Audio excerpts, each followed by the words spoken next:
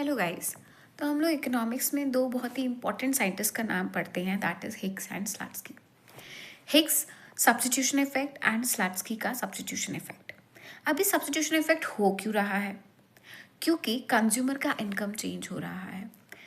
Actually इसमें एक mathematical formula होता है, that is price effect is equal to the income effect plus substitution effect.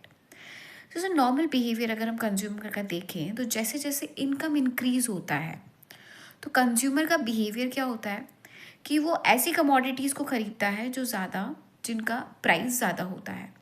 जैसे luxurious product की तरफ वो मूव होता है। नेसेसिटी जो हमारी नेसेसरी चीज़ें हैं उनकी पूर्ति करने के बाद इंसान लग्जरी प्रोडक्ट्स के ऊपर जाता है। तो जब इनकम इंक्रीज़ होती है तो वो अपनी नेसेसरी चीज़ों के ऊपर खर्चा कम करता है। अब उसके पास रियल इनकम ज़्यादा आ गई है उसके हाथ में, मीन्स उसके पास purchasing power for the commodity y जो लग्जरी है उसके लिए उसके पास हाथ में ज़्यादा पैसा है। तो वो अब उस पर्टिकुलर अपनी इनकम को वाई कमोडिटी को खरीदने के लिए खर्च करेगा। इसलिए हम लोग हिग्स एंड स्लैट्सकी का सब्स्टिट्यूशन इफेक्ट पढ़ते हैं। अब हिग्स और स्लैट्सकी से हमको फ्रेंडशिप करनी है तो हमें दो कॉन्सेप्ट्स को पहले समझना पड़ेगा, that is ICC and PCC, income consumption curve and price consumption curve. सबसे पहले हमको इनकम कंजप्शन कर्व समझना है। नाम से ही क्लियर हो रहा है, इनकम कंजप्शन कर्व क्या बोल रहा है ये? इनकम कंजप्शन कर्व मतलब इनकम की चेंज की वजह से एक पर्टिकुलर कंज्यूमर के कंजप्शन में क्या इफेक्ट पड़ा। अब देखते हैं, नॉर्मल गुड्स के लिए हम देखते हैं कि जब हमारी इनकम इंक्रीज होती है तो हमारा ये जो पैडल रन कर रहे हैं एक दूसरे के, these are the budget line. ये क्या है? बजट लाइन है। तो जब हमारी ये बजट लाइन इंक्रीज हो रही है, why it is increasing? Because हमारी इनकम भी इंक्रीज हो रही है। तो जब हमारी इनकम इंक्रीज होती है तो हमारा बजट इंक्रीज हो जाता है किसी भी दो कमोडिटीज़ को खरीदने के लिए। Take it x and y commodities को हम परचेज कर रहे हैं तो हमारा बजट इंक्रीज हो गया है। अब tangent to it we are drawing a IC curve. ये आईसी कर्व्स हैं, we are drawing IC curves हैं, ये हमारे इंडिफरेंस कर्व है which is the combination of two goods. Okay, this this is the equilibrium point we are getting where the consumer is getting the maximum satisfaction, जहाँ पे consumer को सबसे ज़्यादा satisfaction मिलता है, ये लोकस है। जब हम इन लोकस को ज्वाइन करते हैं, ओके, हर एक जो बजट लाइन का जो एक आईसी कर्व्स हैं जो हमारे पास डिफरेंट लेवल्स पे आईसी कर्व्स हमको मिले हैं, when we are joining the locus of this all we are getting and ICC which is income consumption curve and it is positive sloping, upward sloping है। आप देख रहे हैं ये केस किसका है? नॉर्मल गुड्स का। अब इसी में आप दूसरा चीज़ देखिए, इन्फीरियर गुड्स में।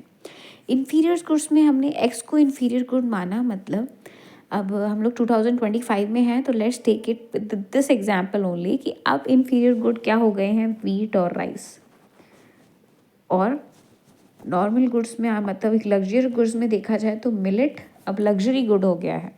If somebody is eating millet, sorghum, quinoa, वो इंसान पैसा वाला है। आजकल कहते हैं ना, आप वीगन नहीं हो, आप पैसे वाले हो। Okay, so let's move to next point. So inferior goods and normal goods, जब एक हम कंज्यूमर की इनकम इंक्रीज होती है तो वो नॉर्मल इन्फीरियर गुड्स को क्यों खरीदेगा? वो लग्जरी प्रोडक्ट्स को खरीदेगा। अब वो अपनी नेसेसरी चीज़ों को नहीं खरीदेगा। उसकी नेसेसिटी पूरी हो गई है, रोटी कपड़ा मकान उसने पूरा कर लिया है अपने इनकम से। Now it will move toward the comfort level that will be given by the luxury goods, जो लग्जरी गुड्स उसको देंगे। तो अब आप देखेंगे कि उसने परचेज, यहाँ पे पहले उसने परचेज ज़्यादा किया X1, फिर उसने देखो छोटा हो गया X2, X3। अब वो अपनी इनकम को X कमोडिटी पे खर्च नहीं कर रहा है। अब उसके पास परचेजिंग पावर बढ़ गई है वाई कमोडिटी को खरीदने के लिए, लग्जरी प्रोडक्ट को खरीदने के लिए। सो दैट्स वाई जो हमारी बजट लाइन है जो बढ़ रही है इनकम इंक्रीज होने की वजह से, और ये हमारे जो आईसी कर्व्स हैं, एंड जब हम इनकी इक्विलिब्रियम क्योंकि अब जो कंज्यूमर है वो वाई कमोडिटीज़ को ज़्यादा खरीद रहा है, तो our ICC curve is bending toward this side. So backward sloping हो रहा है, लेकिन still it is moving up. We can say that it is again positive. So ये इंफीरियर गुड्स का केस होता है जब कंज्यूमर इंफीरियर गुड को कम खरीदता है, जब उसकी इनकम इंक्रीज होती है, और हमारे जो लग्जरी प्रोडक्ट है, नॉर्मल गुड्स है, उसकी तरफ वो ज़्यादा मूव करता है. So this is the graph. You can see the difference between normal good ICC curve and inferior good ICC curve. So this is ICC consumption curve का concept हमने देख लिया है. Now we will move toward next.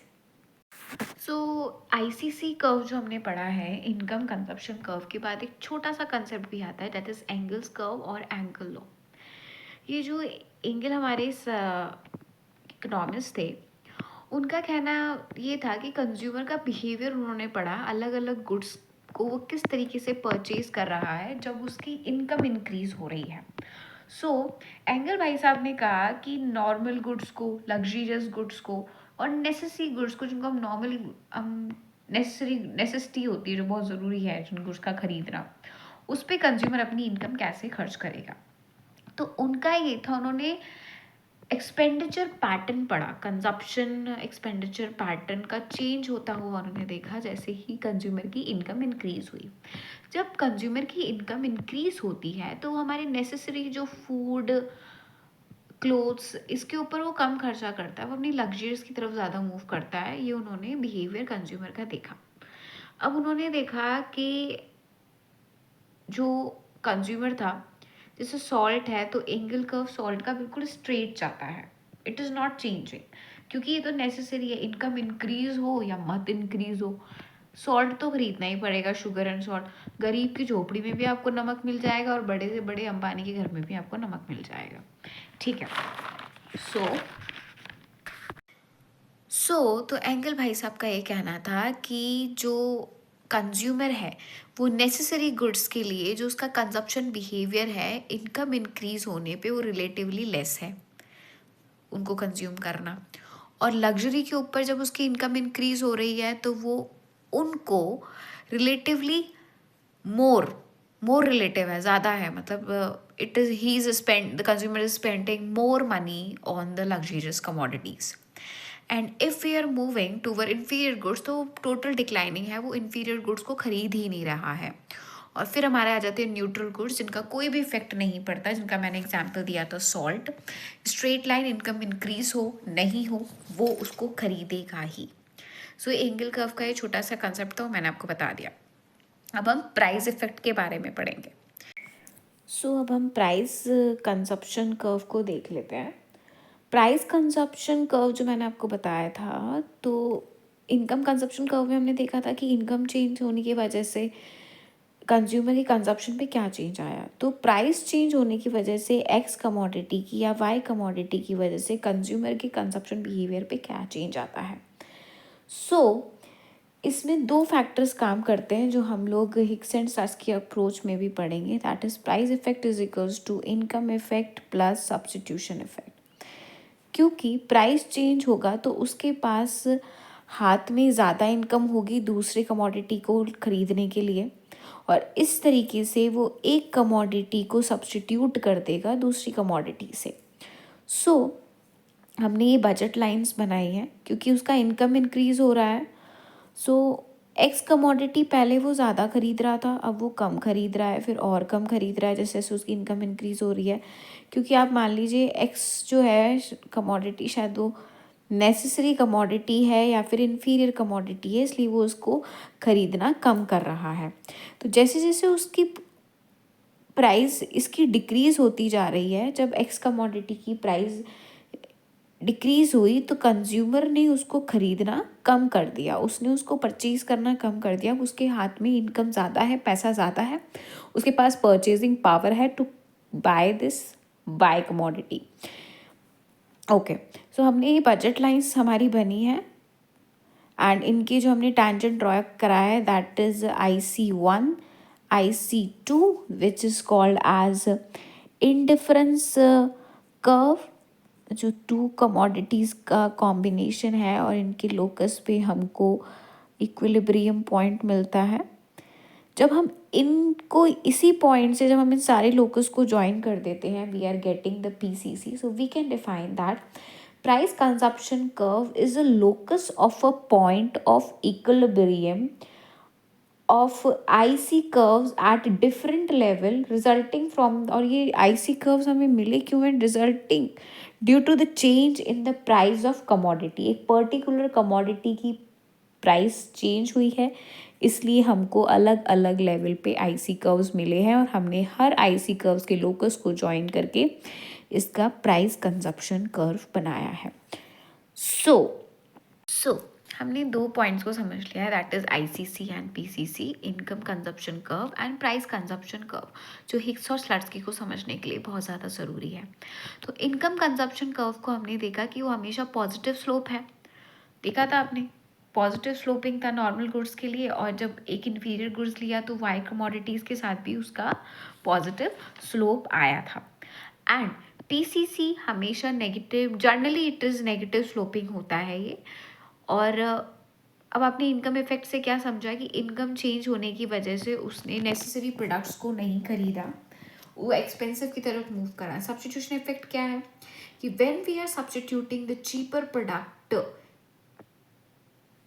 when we are substituting the cheaper product by expensive one. तो this is a substitution effect. तो अब हम लोग हिक्स एंड स्लट्सकी का पढ़ेंगे. हिक्स एंड स्लट्सकी के में दो जो हम लोग स्टेप्स फॉलो करते हैं वो सेम होती है. जो हम लोग थर्ड बजट लाइन बनाते हैं उसमें डिफरेंस आता है दोनों में, बहुत ही छोटा सा माइनर सा डिफरेंस है. It is very easy if you will get it. So it is once you get it you will forever it will be with you. So now we will see the Hicksian and then we will see the Slutsky approach of substitution. Okay. So this is the Hicksian method. This is the graph of Hicksian substitution approach. इसके अंदर क्या हो रहा है कि consumer के पास एक particular income है उसके हाथ में, तो उसने ये हमारी y क्वांटिटी ऑफ कमोडिटी है and this is our x commodity की क्वांटिटी है ये. ठीक है, अब वो इस पर्टिकुलर अपनी जो उसकी इनकम है उससे हम लोग बजट लाइन ड्रॉ करेंगे. From point P we are drawing the budget line PQ. Okay, and here we are drawing the IC1 indifference curve where we are getting from this purchase income, from this particular budget line IC curve, the consumer is getting Y commodity which is SX1 and X commodity is OX1. तो Y commodity उसको कितनी मिली, SX1, and उसको X commodity कितनी मिली, OX1. फिर उसकी income increase हुई. Sorry, no. So this is the Hicksian curve. We are seeing that in this we can see that there is Y commodity and X commodity. हमारे पास Y commodity है, हमारे पास X commodity है. हमने अभी इधर PCC में पढ़ा था कि PCC is depending on income and substitution. तो price effect is equal to the income effect plus substitution effect. So हम अब इस पूरे इक्वेशन को हम इस ग्राफ से समझेंगे. इसमें हमने देखा है कि कंज्यूमर के पास इनकम है जिससे उसने हमने एक PQ बजट लाइन हमने ड्रॉ करा. PQ बजट लाइन पे हमने IC कर्व बनाया. At S, the consumer is getting the equilibrium, and at this particular S, the consumer is purchasing SX1 of Y commodity and OX1 of X commodity.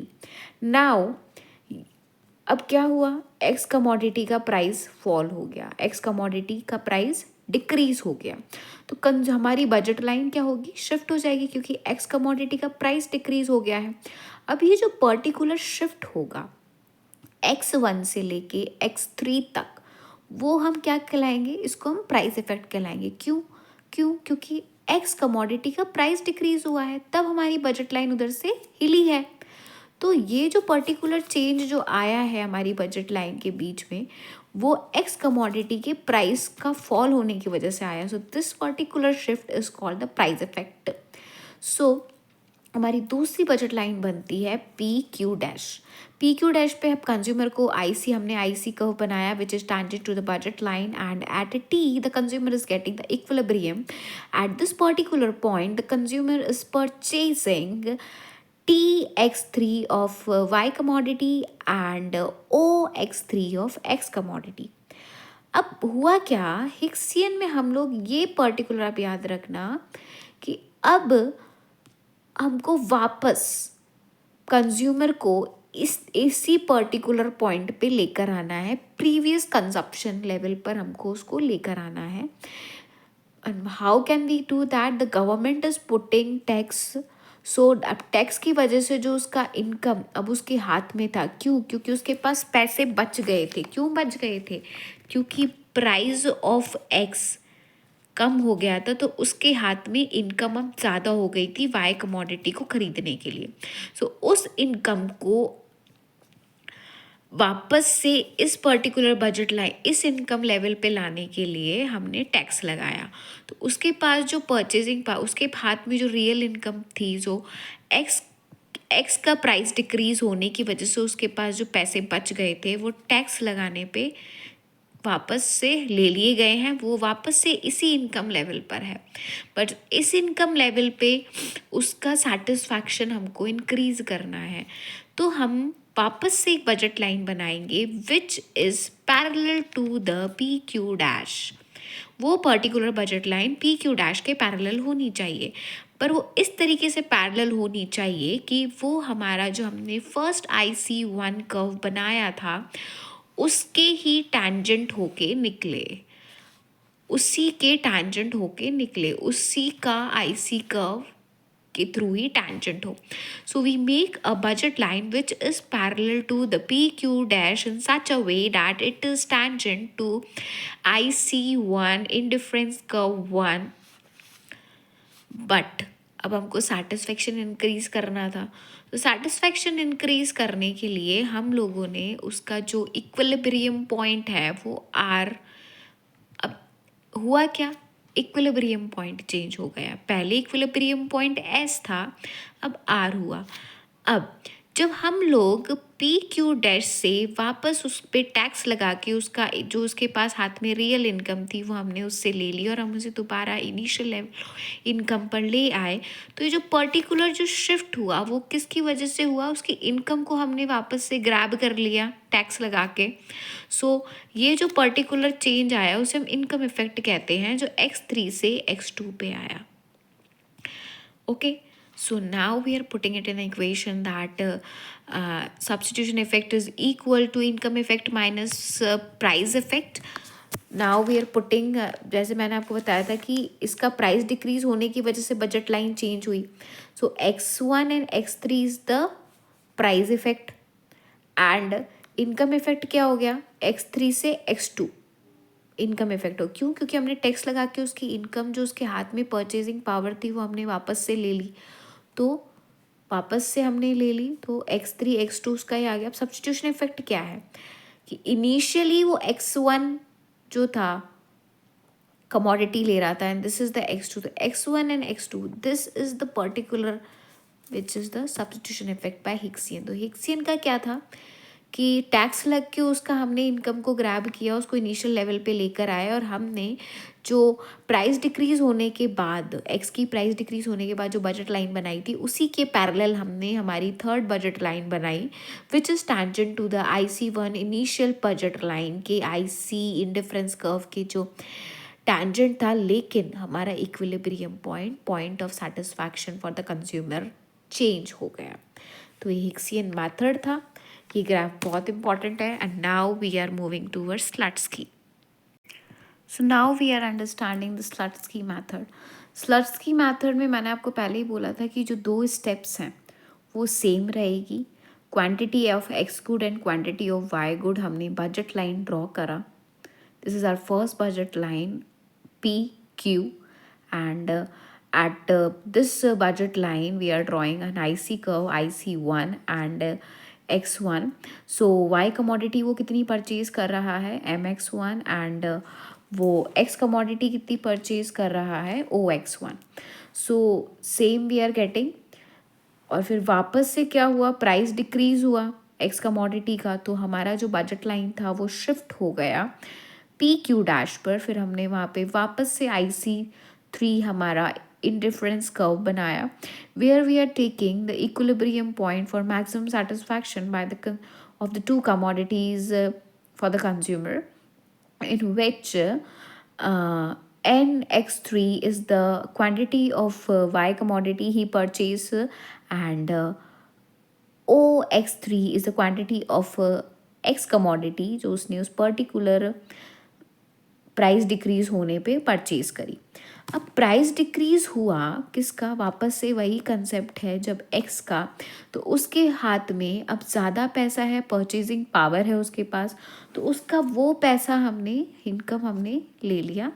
We reduce that particular real income, हम उसकी कम करेंगे. क्यों, ताकि हम उसको वापस same income level पे same combination of two goods पर लेकर आए, पर नई प्राइस रेशो के साथ. So now to measure the income effect consumer real income को हम रिड्यूस कर देंगे, so that he is able to purchase the original two goods combination at new price ratio पे. अब इसमें क्या डिफरेंस है, अब हम एक नई बजट लाइन बनाएंगे. हमने उसका जो इनकम उसके हाथ में प्राइस डिक्रीज होने की वजह से था उसको हमने ले लिया, हम उसे इनिशियल इनकम लेवल पे ले आए, बट वही वापस हमको मैक्सिमम सेटिस्फैक्शन लेवल पे लेकर जाना है. तो हम लोग यहाँ पे नया बजट लाइन बनाएंगे. अब इस नई बजट लाइन को जब हम बनाते हैं तो this budget line must be parallel. वही सेम, उधर भी पैरेलल था, इधर भी पैरेलल है, बट उधर हो क्या रहा था, वो टैंजेंट रन कर रहा था, सेम IC कर्व को ही लिया था, लेकिन इसमें जो इंडिफरेंस कर्व हम बनाएंगे वो दूसरा डिफरेंट होगा. हिक्स में सेम इंडिफरेंस कर्व पे हमने टैंजेंट लेके बस इक्विलिब्रियम पॉइंट को चेंज किया था, लेकिन इसमें हम लोग IC कर्व को ही चेंज करेंगे. So that particular new budget line we are drawing must pass through the equilibrium point of IC1 की इक्विलिब्रियम पॉइंट से वो पास होना चाहिए, और हमारे PQ डैश से भी वो पैरेलल होना चाहिए. तो हम इस तरीके से इसको ड्रॉ करेंगे, and then we will draw another IC3, this is not IC3, this is IC2. Okay, IC2 indifference curve second 2 बनाएंगे हम. At O we are getting a equilibrium point, which is the maximum satisfaction of two combination of good the consumer is getting. At this particular point, the consumer is purchasing quantity of Y is OX2 and OX2 वो यहाँ पे खरीद रहा है. इसे O नहीं करते वरना कंफ्यूजन हो जाएगा. हम इसको P भी नहीं, इसको हम Q नहीं, Q भी नहीं, इसको हम R ही मान लेते क्योंकि हमने पहले भी R ही माना है. So this is R, X2 is the quantity purchase of Y and OX2 is the quantity purchase of X commodity. सो आपने डिफरेंस क्या देखा, डिफरेंस ये आया कि हमारे हिक्स, आप यहाँ देखिए हिक्स में क्या था, हिक्स में वही सेम पैरेलल लाइन है, सेम इंडिफरेंस कर्व है जो इनिशियल था, बट उसका इक्विलिब्रियम पॉइंट चेंज हो गया. Okay, but it is same parallel, equilibrium point is change, that is R. And this हमने जो इनका इनकम को कम किया, सेम इनिशियल लेवल पे लाए, वो टैक्स लगाने पे लेकर आए. स्लट्सकी के अंदर हम लोगों ने उसका इनकम रिड्यूस कर दिया, उसका रियल इनकम को हमने रिड्यूस कर दिया. जो प्राइस इफेक्ट की वजह से उसके हाथ में जो परचेजिंग पावर और बन गई थी वो हमने कम कर दी, रख ली, वापस से रिड्यूस कर दी, इनिशियल लेवल पर लेकर आए, सेम पैरेलल ड्रॉ करा PQ डैश के ही हमारी बजट लाइन को, बट इसमें दो चीज़ों का हमने ध्यान रखा कि उसको हमारे इक्विलिब्रियम के लोकस से वो पास कर रहा था और हमने एक दूसरा IC2 कर्व बनाया. So this is all about the Slutsky method. Equation same apply होएंगी. प्राइस इफेक्ट जो हमने हिक्स और मैं उसमें पढ़ा था, that is price effect same रहेगा. X1 X3 इनकम डिक्रीज हुई, X3 X2 and substitution effect X1 X2 हो जाएगा. So it's all about Hicks and Slutsky curve, जिसको हमने दो concept ICC and PCC and even the Engel curve हमने उसको ये देखा. ठीक है. So if you like the video please like it and subscribe it too. एंड अगर आपको कोई और टॉपिक भी इकोनॉमिक्स का पढ़ना है तो आप कमेंट में दे सकते हैं, तो मैं आपके लिए और अच्छे से बनाऊंगी. If any advice, all the suggestions are welcome by me. So here, Rajkumari Sharma. Thank you. Radhe Radhe.